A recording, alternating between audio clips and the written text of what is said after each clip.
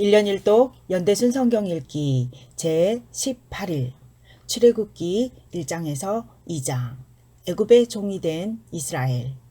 이스라엘의 번성을 두려워한 애굽인들에 의해 이스라엘 백성은 노예가 되고 하나님께서 이들의 고통을 돌아보십니다.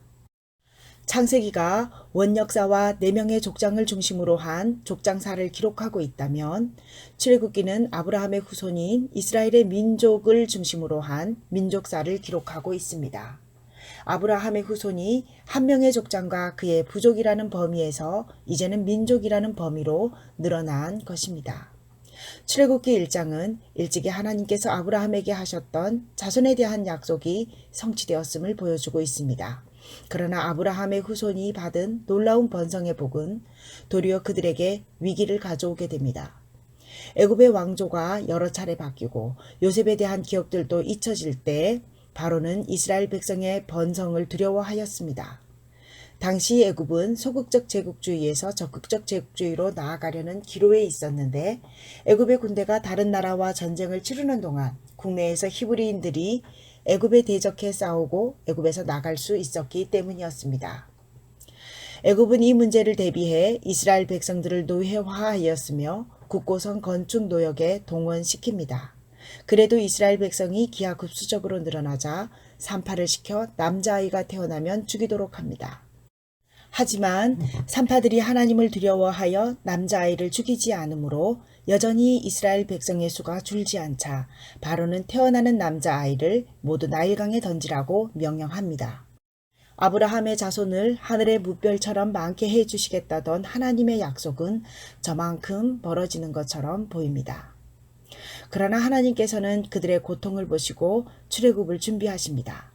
이쯤에 하나님의 이러한 계획 안에서 출애굽을 주도할 한 사람이 태어납니다. 태어나자마자 죽을 운명에 처했던 출생 과정. 히브리인이면서 애굽의 궁정에서 학문과 교양을 닦은 성장 과정. 외롭고 고된 미디안 광야 생활을 하며 하나님의 때를 40년간 기다려야 했던 훈련 과정을 통과하는 모세가 바로 그 사람입니다.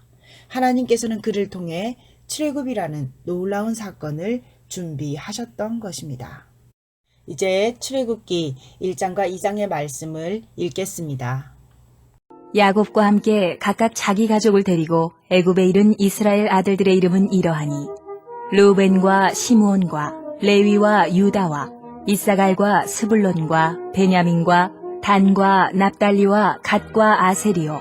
야곱의 허리에서 나온 사람이 모두 70이요. 요셉은 애굽에 있었더라. 요셉과 그의 모든 형제와 그 시대의 사람은 다 죽었고 이스라엘 자손은 생육하고 불어나 번성하고 매우 강하여 온 땅에 가득하게 되었더라. 요셉을 알지 못하는 새 왕이 일어나 애굽을 다스리더니 그가 그 백성에게 이르되 이 백성 이스라엘 자손이 우리보다 많고 강하도다. 자, 우리가 그들에게 대하여 지혜롭게 하자. 두렵건대 그들이 더 많게 되면 전쟁이 일어날 때에 우리 대적과 합하여 우리와 싸우고 이 땅에서 나갈까 하노라. 하고 감독들을 그들 위에 세우고 그들에게 무거운 짐을 지워 괴롭게 하여 그들에게 바로를 위하여 국고성 비돔과 라암셋을 건축하게 하니라. 그러나 학대를 받을수록 더욱 번성하여 퍼져나가니 애굽 사람이 이스라엘 자손으로 말미암아 근심하여 이스라엘 자손에게 일을 엄하게 시켜 어려운 노동으로 그들의 생활을 괴롭게 하니 곧 흙 이기기와 벽돌 굽기와 농사의 여러 가지 일이라. 그 시키는 일이 모두 엄하였더라. 애굽 왕이 히브리 산파 십부라라 하는 사람과 부하라 하는 사람에게 말하여 이르되 너희는 히브리 여인을 위하여 해산을 도울 때에 그 자리를 살펴서 아들이거든 그를 죽이고 딸이거든 살려두라. 그러나 산파들이 하나님을 두려워하여 애굽 왕의 명령을 어기고 남자 아기들을 살린지라. 애굽 왕이 산파를 불러 그들에게 이르되 너희가 어찌하여 이같이 남자 아기들을 살렸느냐?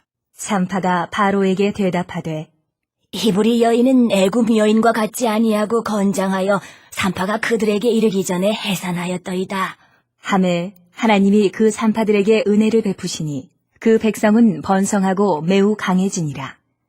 그 산파들은 하나님을 경외하였으므로 하나님이 그들의 집안을 흥왕하게 하신지라. 그러므로 바로가 그의 모든 백성에게 명령하여 이르되 아들이 태어나거든 너희는 그를 나일강에 던지고 딸이거든 살려두라. 하였더라.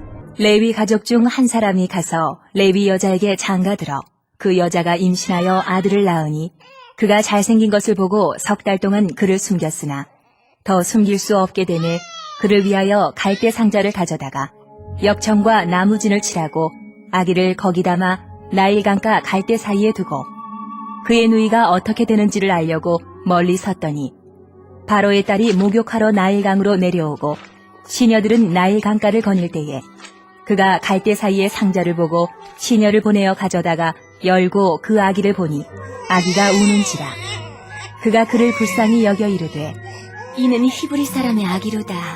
그의 누이가 바로의 딸에게 이르되 내가 가서 당신을 위하여 히브리 여인 중에서 유모를 불러다가 이 아기에게 젖을 먹이게 하리이까? 바로의 딸이 그에게 이르되 가라.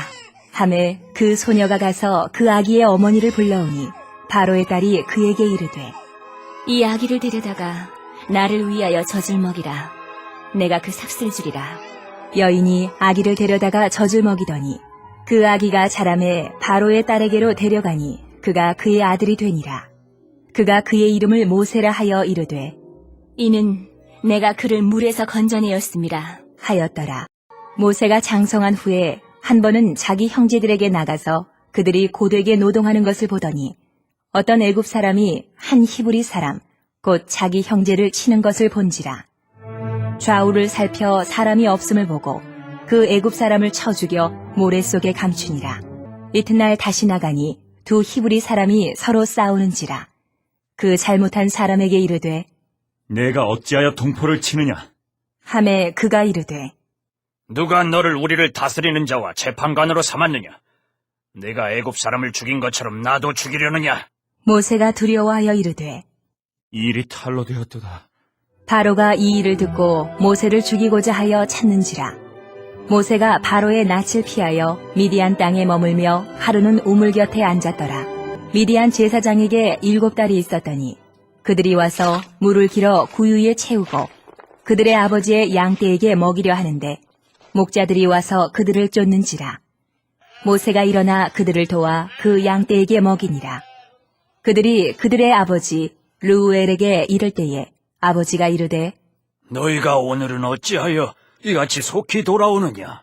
그들이 이르되 한 애굽 사람이 우리를 목자들의 손에서 건져내고 우리를 위하여 물을 길어 양떼에게 먹였나이다.